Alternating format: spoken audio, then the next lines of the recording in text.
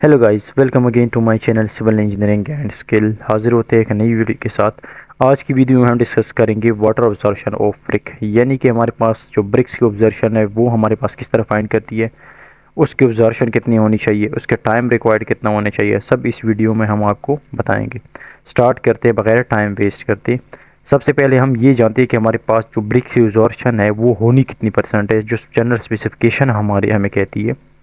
जो हमारे पास स्पेसिफिकेशन है वो हमें बताती है कि आपकी जो नॉर्मल ब्रिक या नॉमिनल साइज़ या हमारे पास जो सूटेबल ब्रिक है या ब्रिक वर्क के लिए या किसी भी ब्रिक मशीनरी के लिए आपने जो ब्रिक यूज़ करनी उसकी आपके पास वाटर की एब्जॉर्प्शन है वो आपके पास मैक्सिमम 16.7 16% या आपकी मैक्सिमम किस स्पेसिफिकेशन के मुताबिक 20% तक होनी चाहिए, इससे ज़्यादा नहीं होनी चाहिए।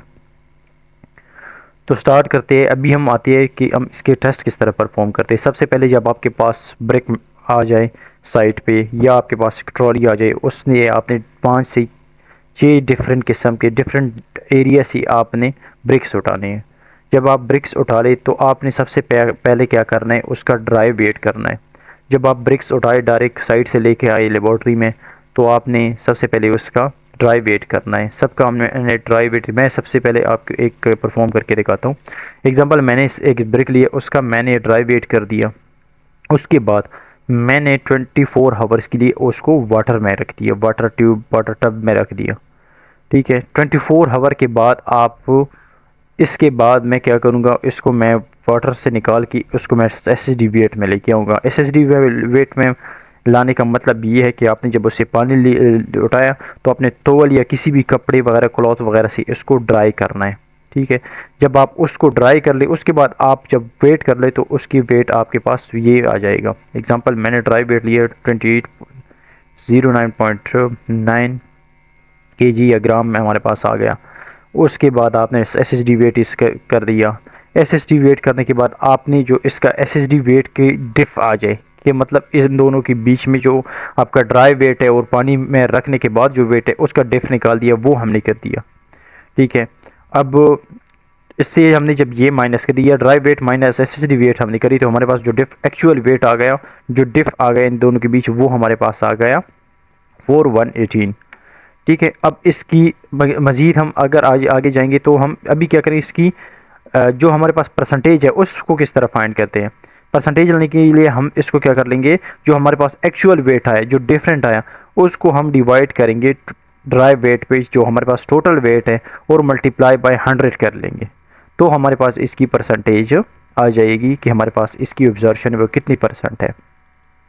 तो हम करते हैं इक्वल टू एग्जांपल 418, इसको ले लेते हैं, एक्चुअल वेट को ले लेते हैं, जो हमारे पास डिफरेंट आया है वेट, इन दोनों के बीच में डिफरेंट आया, उसको लेते हैं, डिवाइड कर लेते हैं हमारे पास टोटल जो हमारे पास ड्राई वेट जो सबसे पहले हमने वेट लिया उसको हम ले लेंगे और इसको हम करेंगे मल्टीप्लाई बाय 100 के साथ मल्टीप्लाई करेंगे। परसेंटेज मिलाने के लिए 100 से मल्टीप्लाई करेंगे तो हमारे पास इसकी परसेंटेज आ जाएगी। हमारे पास अभी इस ब्रेक की ऑब्जर्वेशन हमारे पास 14.9 है।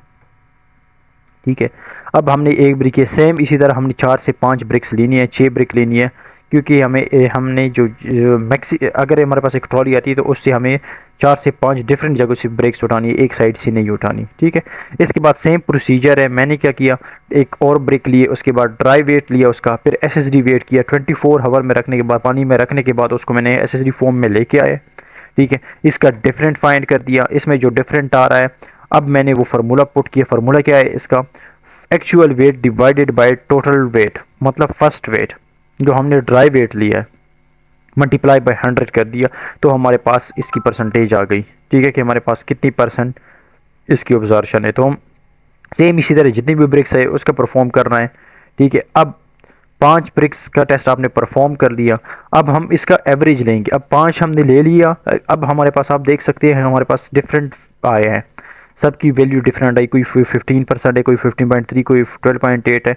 तो हम क्या करेंगे, अब इसका हम डिफरेंट निकालेंगे, एवरेज के हमारे पास 5 ब्रिक्स हम लिए, इसके एवरेज क्या है हमारे पास, तो हम इसको क्या करेंगे, टोटल हमारे पास कितनी है, 5 ब्रिक्स है, डिवाइडेड बाय टोटल हम ले लेते हैं, सॉरी इसको सम करना है, सम टोटल सबको प्लस करना है,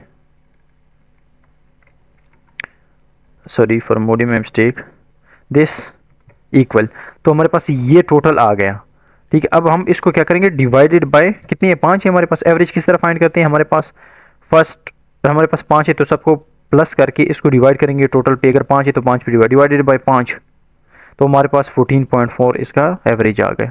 ठीक है, अब एग्जांपल हमारे पास अभी ये जो मैक्सिमम हमारे पास रिक्वायर्ड है 16.7 जो हमारे जनरल स्पेसिफिकेशन में है, या 20% भी आपका हो सकता है। जो इंटरनेशनल लेवल की जो स्पेसिफिकेशन है उस पे आपका 20% भी अलाउेबल है कि आपकी स्पेसिफिकेशन के मुताबिक जो वाटर ऑब्जर्वेशन है वो 20% भी आपका एक्सेप्टेबल है।